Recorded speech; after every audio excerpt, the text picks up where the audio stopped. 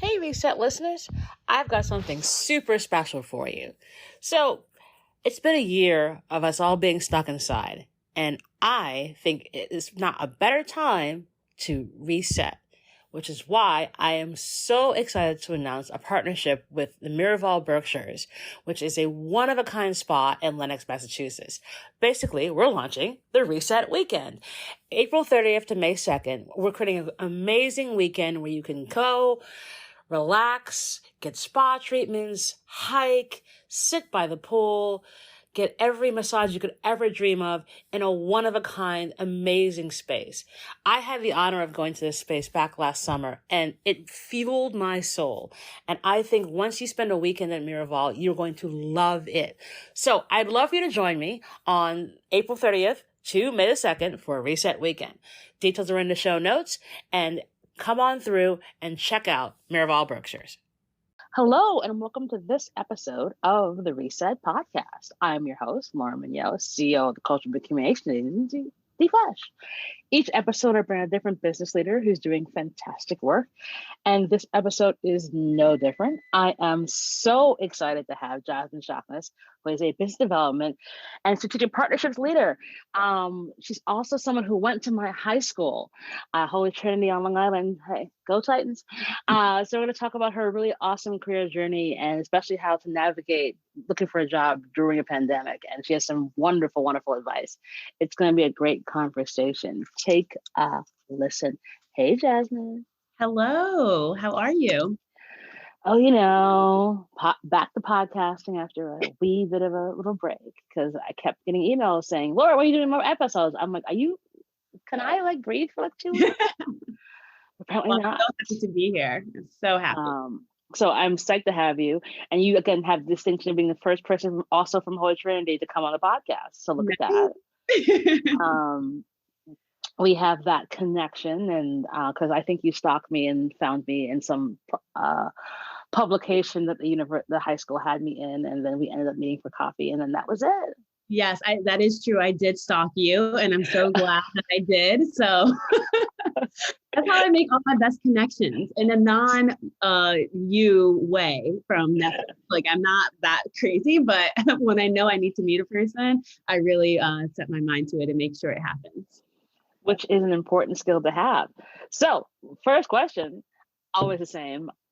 I'm very curious what your answer is going to be for this one, being that we both grew up on Long Island. What was your first job? So my very first job was a camp counselor in the summer month in Hempstead, which was pretty exciting for me, but also eye-opening knowing that I did not want to work with children. But I was very much interested in the paycheck.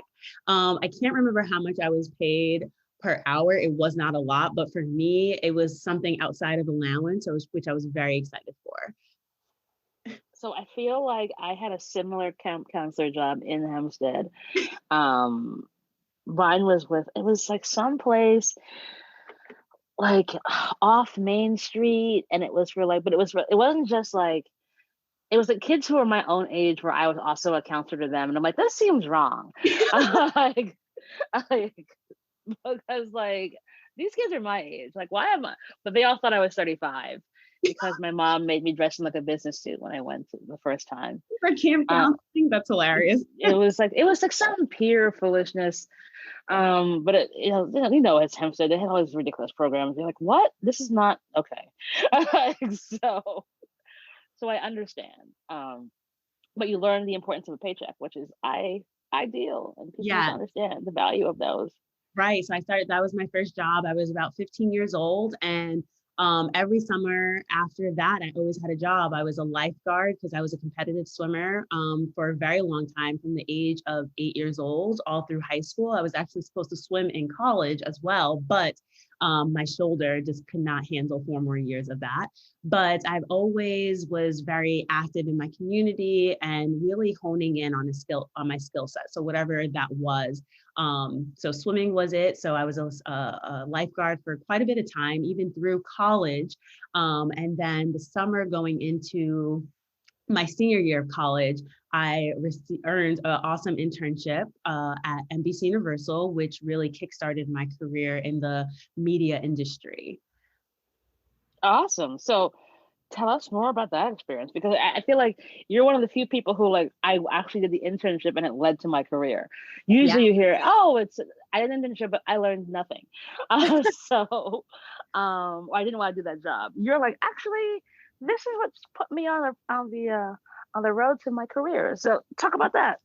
Yeah, so for college, I went to the University of Massachusetts, Amherst. I was really adamant that I wanted to go to school out of state.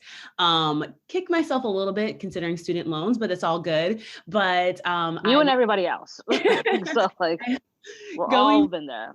Right. But going to UMass was an awesome opportunity for me to live outside of New York. I think that a big thing with a lot of New Yorkers, they live and breathe, die New York, and there's so much more out there. So granted, I went to UMass, which is about 3.5 hours away. So not massive, like a massive change, but it was good for me to just experience something different. And I graduated from the Eisenberg School of Business, or School of Management rather, where I was focused on sports management. So going into my freshman year of college, I was like, I want to be a sports agent, and quickly realized I did not want that sort of life. I didn't really see myself going to law school, but I knew that it was a perfect way to merge things I was really passionate about, which was sports and entertainment. I didn't necessarily see myself on the front of the screen, in front of the screen, but really doing the behind the work, driving revenue in that way. So I'm big in being very strategic of who I tell my dreams to. And my mom, it was a massive supporter of mine, and like many moms, which I was very fortunate. And I told her I want to be in the entertainment industry on the business side. And of course, she told someone at church, and that person was like, oh, my niece is the director at this non-for-profit called the T. Howard Foundation, where they provide internships for students of color to enter into the media space. And I ended up applying for this program. Didn't really think it was like a big deal. I was like, oh, this is just something my mom's friend from church told her about. So I just applied. And As one's supposed to do. right. So, and honestly, I'm so glad that I had this kind of naive mindset about it, because it ended up being bigger and better than I even expected. And I owe a lot of the start of my career to the T. Howard Foundation. They provided a lot of guidance, mentorship, really cleaning us up, which was really great. And I felt super polished going into my very first internship, where I was able to not just have a successful summer internship, but was actually offered a full-time position the end of my senior year to come back to NBC Universal. So very much staying in contact with folks. And I really thank the T. Howard for leading me to my career, because being within entertainment and media, it's a lot of who you know in order to get you in that. And it wasn't necessarily like I had contacts that were working at NBC or any of these big networks. So again, the T. Howard Foundation, if you have any students in college, I highly recommend the T. Howard Foundation. Is that a nationwide program? It sure is. Yeah, and they're getting bigger. There's even students from that are international that apply as well. So they branched out more to not just media, but also technology as well. So they have great connections with folks. It is an extensive interview process, and there's an application, so not everyone is accepted, but it is a phenomenal organization that I am just so proud to be an alum of. Awesome. So you end up working at Viacom, and what do you end up doing? Like, how do you sort of find your way? Yeah, so I was at NBC Universal for a little over a year, and then I strategically moved over to Viacom a year after working on distribution business development. So not a lot of people know exactly what that is, but basically the team, or the department rather, brings in a significant amount of revenue for Viacom as a whole through negotiating various content deals with content providers. So think of Comcast or Verizon or Hulu or Netflix, making sure that Viacom content, so from Nickelodeon, MTV, VH1, so on and so forth, are on those various providers. So I started off in marketing, and I was there for almost 2 years. So I was working on executing various campaigns with those content providers that I had mentioned before. And then I was actually tapped by a few senior leaders within the department to move over to partnerships. So working directly with the clients in negotiating those contracts. And to be honest, I was quite reluctant at the time because I didn't necessarily see my career in selling cable. I was like, well, that's kind of boring, but I'm so glad that I took that leap of faith because it really did groom me for negotiating, which is a massive skill to have, not just, in corporate rooms, but just in all areas of life. And also it built up my business acumen and formalized my innate relationship building and interpersonal skills. So being able to drive so much revenue for a company at such a young age was an awesome opportunity. And I got to work across so many different accounts and really have ownership and autonomy. And I worked with some amazing people throughout my career, some that I hope I am still very close with. Awesome. So, obviously COVID hit different for everyone, and it hit you, and you embarked upon a really, incredible journey to kind of get you through the last year. I'd love for you to share some of that. Yeah. So I am very much a connector and I am a motivator. I pride myself on that to encourage other people, which I believe really does make me a great leader. But being laid off was definitely not a part of my career plan. I'm very much a person that likes control and likes to plan out Mm-hmm. everything.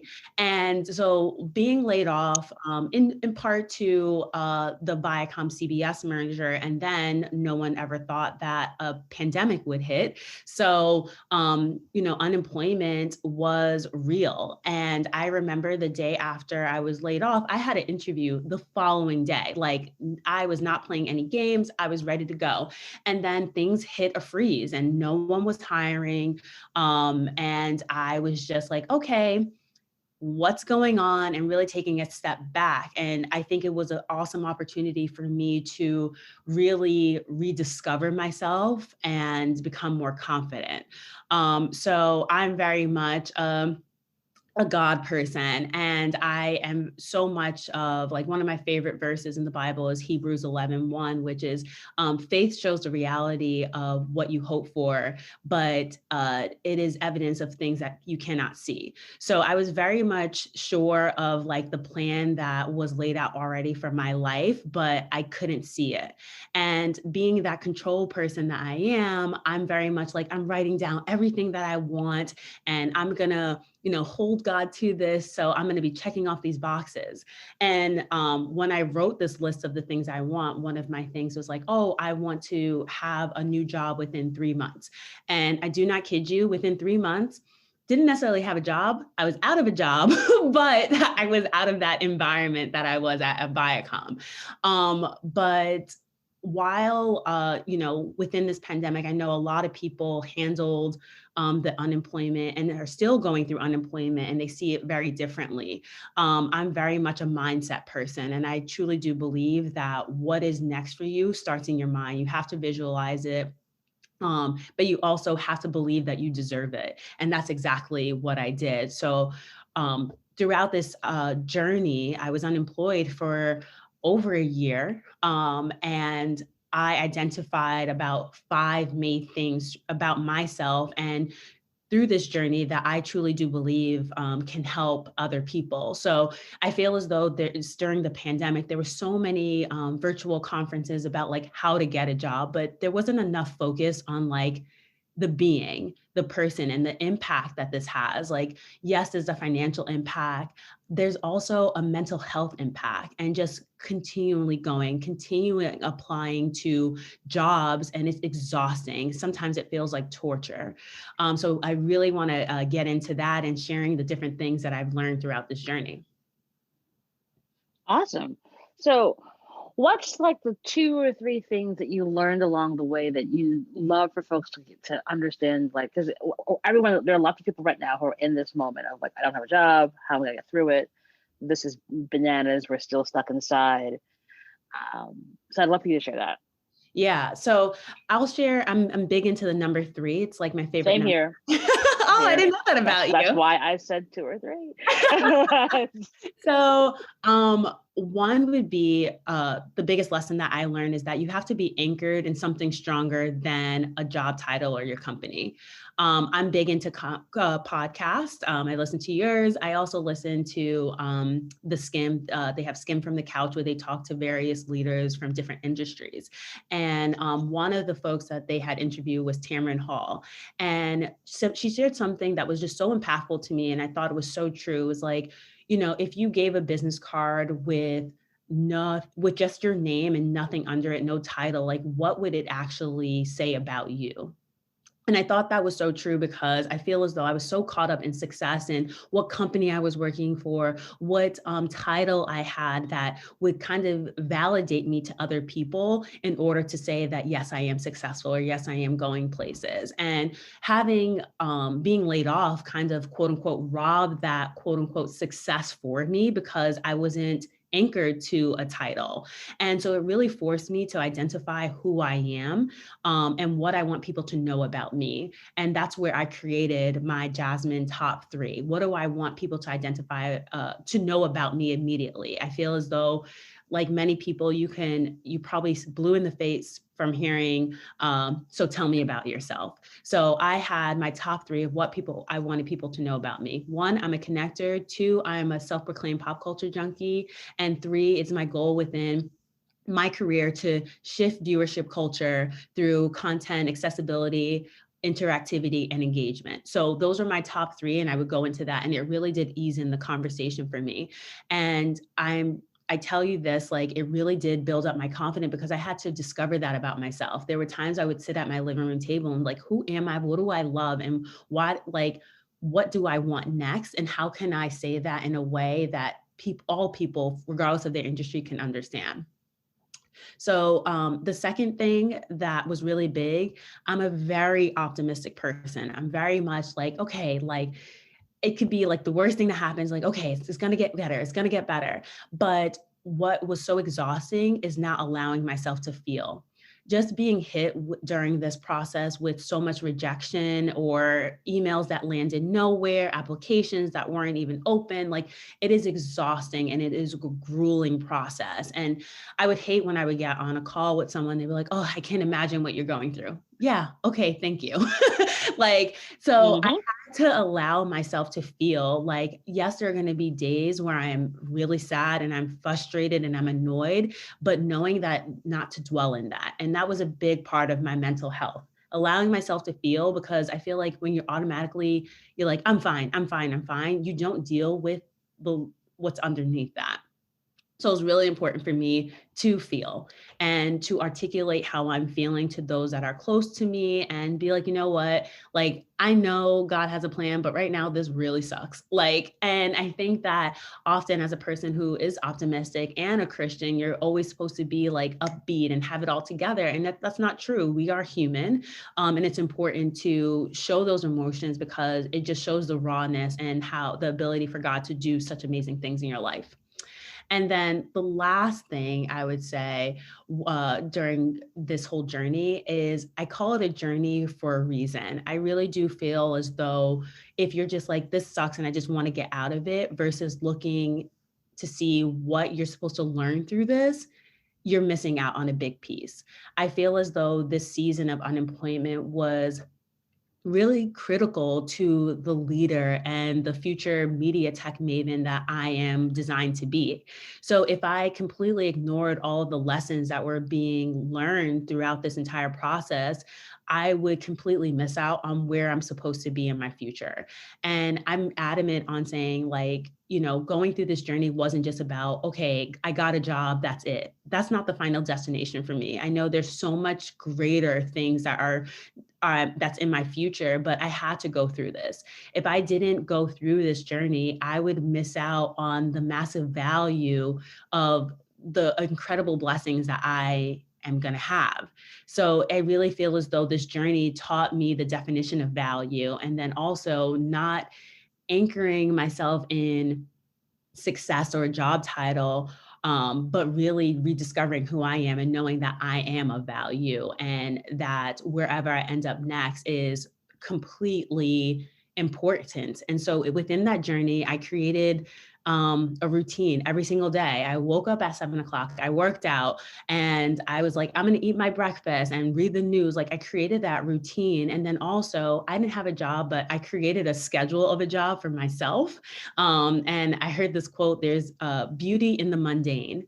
And every single day I would read over my top 3 and perfect it. And also, how, like, sharing like my career trajectory and how I can make that as exciting as possible. Because, yes, you're interviewing like crazy and you have the people now, everything is the virtual interviews, but you want people to have massive takeaways from those points. So just practicing that and really taking it down to elementary school levels and like practicing in front of the mirror. And that was so monumental to helping me really articulate who I am to other people. Awesome. And I mean, it's so necessary, because I think right now that people try and figure out, well, how do I find my best self? But it also is important to sort of write down how awesome you are. Like I tell this to folks all the time, like when I do some of my workshops, where I'm like, create your win wall and put your wins on that wall. And the wins could be, I slept 8 hours, I watched one less hour of Netflix, like I sent that email I've been meaning to send, like I wrote down what I was grateful for, and it could be 3 words, like sleep, friends, and creativity, like whatever it means. But there is something to be said about reinforcing the goodness within you when you write those things down about yourself. And so I couldn't agree more.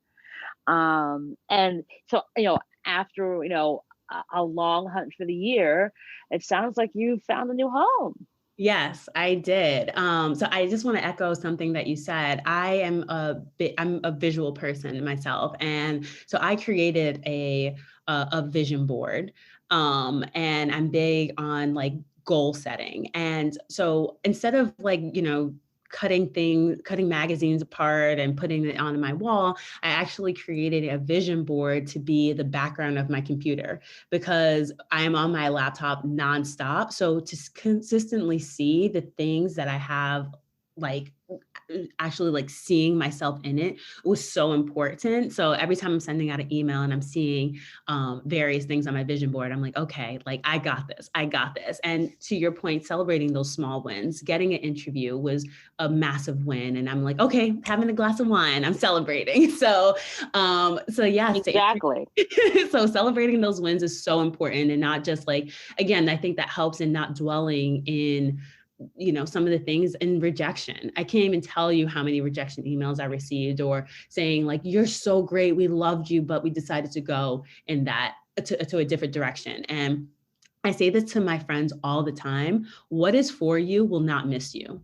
Like that whole mantra of like, oh, chase the bag. Like, I'm not chasing the bag. I'm not doing that. Like, because what is for me is going to automatically come to me with ease, that I don't have to chase anything. Like, I'm going to prepare as much as possible, and it's going to come to me, because what is for me is for me. So I'm very like big into that, because I mean, I'm not going to go after other people's dream. What's for me is for me. So I'm very competitive, but I just feel as though, like, if you're just going, like letting other people dictate what is right for you or what's right for your next step, you'll never really be happy, and you'll never really be, like experiencing that freedom and fullness of what is for you. Oh, But absolutely. I mean, obviously you're preaching to the same choir I am. And thinking about all of that, what do you think you'd tell 21-year-old Jasmine? Oh, that's a very interesting question. I would say leave room for God, or leave room for the unexpected. I feel like being that control freak of I'm the eldest child, like I'm very much like, oh, there has to be order. But when you try to order everything to your own liking, it just doesn't leave room for the excitement of life. Like, there's so many amazing things that are to happen. And if you just design everything, if you get everything that you want, you kind of like miss the beauty of surprise. You know what I mean? So I would really say that, and just like, it sounds so cliche, but everything does really work out, even when you can't see it at that moment. And that's the definition of faith. Exactly. Awesome. Now, clearly you had a really crazy year, and obviously, still stepping forward to make all this happen and get to that next dream job. But you have to take care of Jasmine. So, what was your self-care routine? What do you do for self-care? Oh, I love that question. So I'm big into working out. So that was a massive, again, being that swimmer. I very competitive. I've been running for about 5 years now. So I've been doing half marathons. So I haven't been doing any half marathons because COVID, but running and just discovering all these new apps, for fitness apps.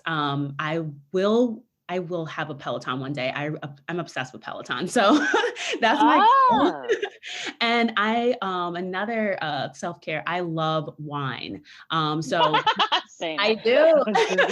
So I've been one of those people during that one of my hobbies was discovering, learning more about wine, because I could just guzzle it down all day. But I'm like, oh, I want to know, I want to speak about it in a more articulate way versus just being like, oh, this is good. You know what I mean? I want to talk about the tannic and the acidity and so on and so forth. So I actually dived into that. And that was really good to have something learning something new that has nothing to do with necessarily my career path.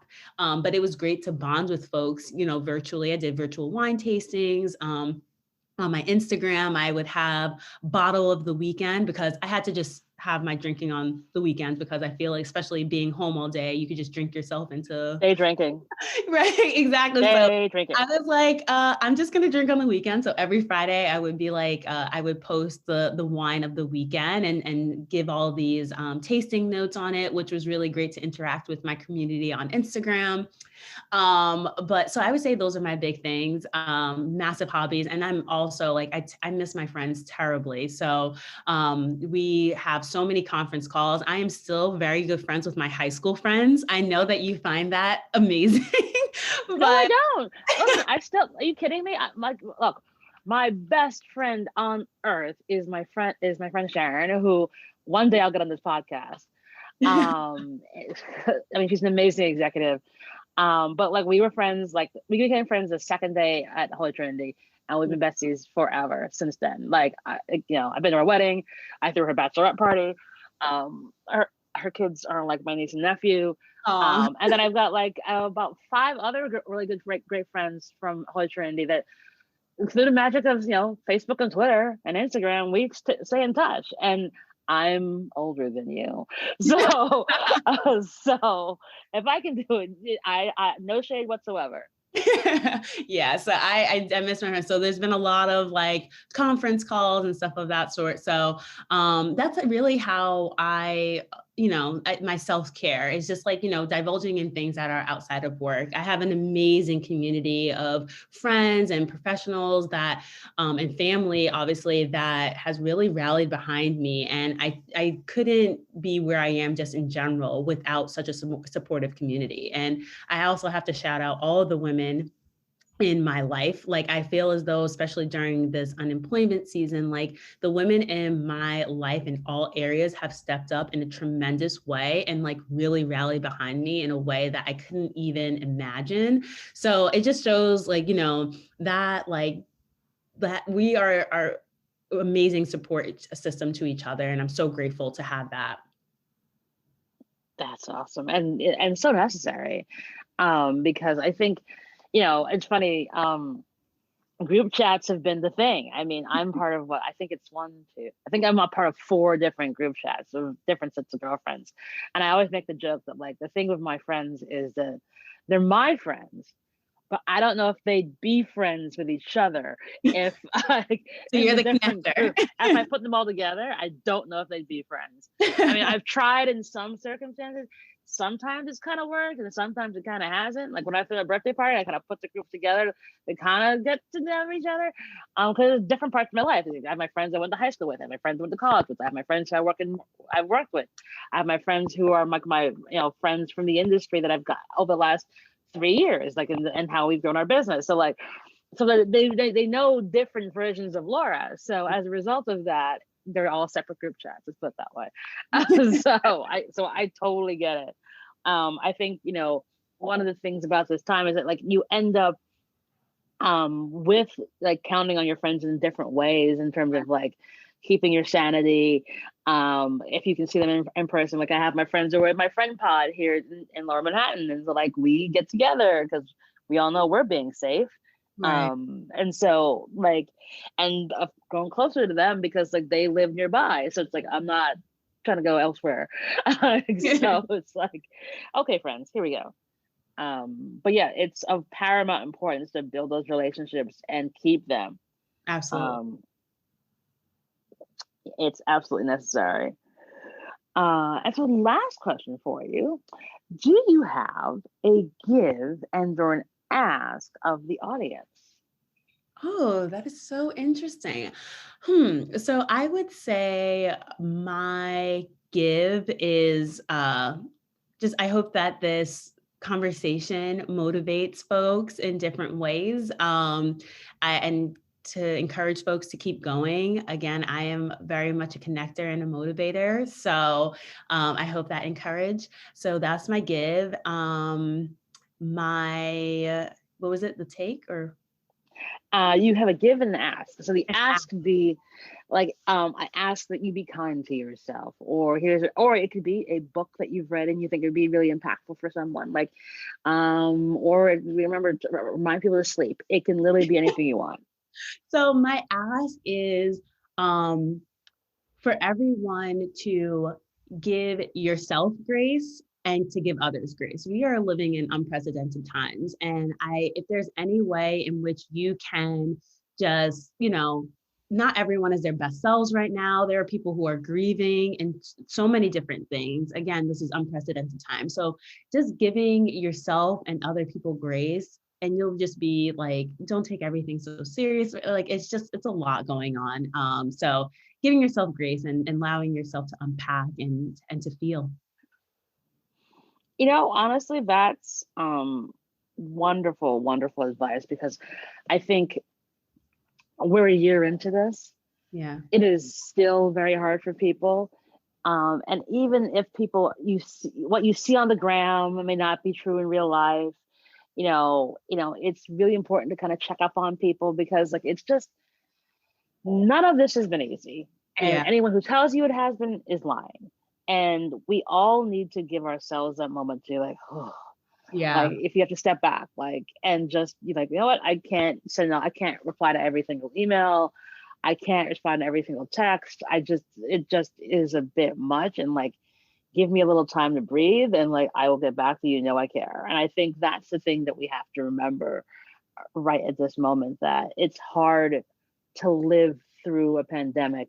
It's hard to work through a pandemic. It's hard to look for a job during a pandemic. Right. And so being good to other people, like, lead with empathy and understanding, that's going to be the key for success going forward.